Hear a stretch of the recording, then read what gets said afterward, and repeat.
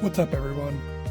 We wanted to make this quick video to show you how we made this fake foam prop axe for the short film Sisters, which was a 48-hour film project directed by Haley Jane Jenkins and was completed by Team Steel Moon Studios in the fall of 2025. Check out their YouTube channel at Steel Moon Studios for more awesome film projects.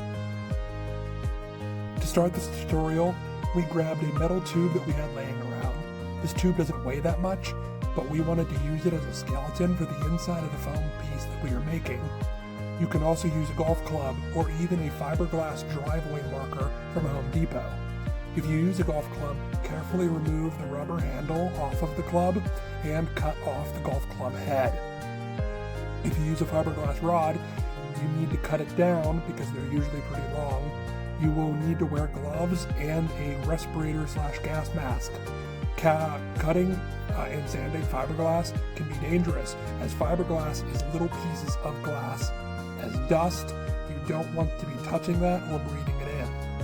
If you would like us to make a weapon tutorial like that, using a golf club or a fiberglass rod to show you how to do it, let us know. I put a slight bend into the metal rod to get a more realistic bend to the shape of the axe handle that we would like. I then traced an outline of the metal rod onto both pieces of foam. I will then use a Dremel to cut a trench into the foam on the outline. You do not want to cut all the way through the foam. You want to make it so that when you glue the two pieces of foam together, the rod in the center sits comfortably and doesn't rip out or bulge out. I also put Gorilla Tape on the ends of the rod on both ends. This helps secure the ends, as if they are sharp, they might cut the foam ever so slightly over time, and this will help it not rip over time. You can see this part here is marked off on the axe handle. I will be using this area as a base to wrap the foam axe head around. To make the foam axe head, I cut this shape out of foam. I then folded it in half like a book around this top part here. The glue I used in this entire tutorial include DAP Weldwood Contact Cement and E6000 glue gel. When using these glues, it's best to wear disposable gloves and wear a respirator and have a fan blowing with a window open. I put the contact cement on first. You must wait around 15 minutes or until the contact cement is tacky. I then usually put a second coat of contact cement on the foam, as the first coat usually soaks up into the foam, so the second layer actually dries and makes it stickier. I put several dabs of E6000 glue gel around the axe on top of the contact cement. This glue gel will help hold with the contact cement and make it a stronger bond. After both sides of the axe are glued together and the axe head is glued on, you can start to detail the axe. We ended up putting wood grain into this piece by using a combination of an X-Acto blade and a wood burner. By cutting into the surface of the foam with an X-Acto blade and heating it with a heat gun, the cut will expand, allowing this to work great for details. With a wood burner, you will draw on the desired design onto the foam directly. With an X-Acto blade or wood burner, you must use extreme caution, as both can cause major injury.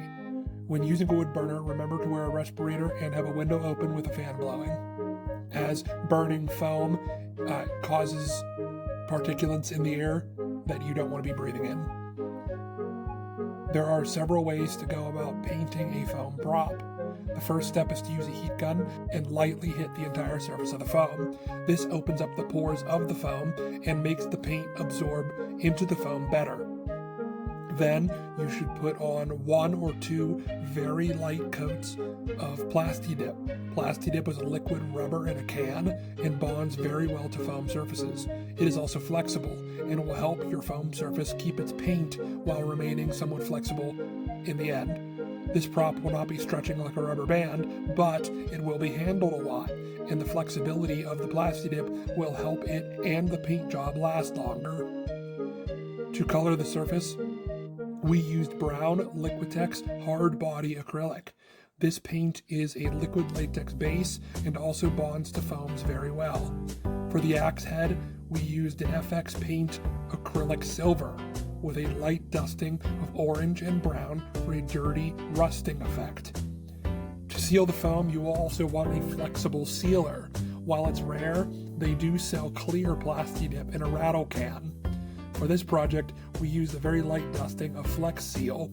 We have experience using Flex Seal before, and sometimes it leaves a white dusting or coating on some surfaces if you put it on too heavy.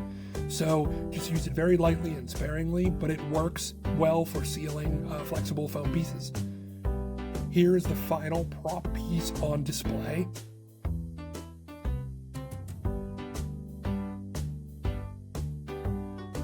And here is the picture of the final prop being used by actor Tony Bazemore Jr. on set for the film Sisters by Steel Moon Studios, directed by Haley Jane Jenkins. This photo was taken by Randy Brockington. This costume was styled by Faith Pongratz. And the prop axe was made by us, the Twins of Destruction. Remember to check out Steel Moon Studios on YouTube. We linked their channel down below in the description. Comment below what you think. We would love to know if you would want a more in-depth tutorial on how we can make more prop weapons like this. Thank you for watching. Excelsior!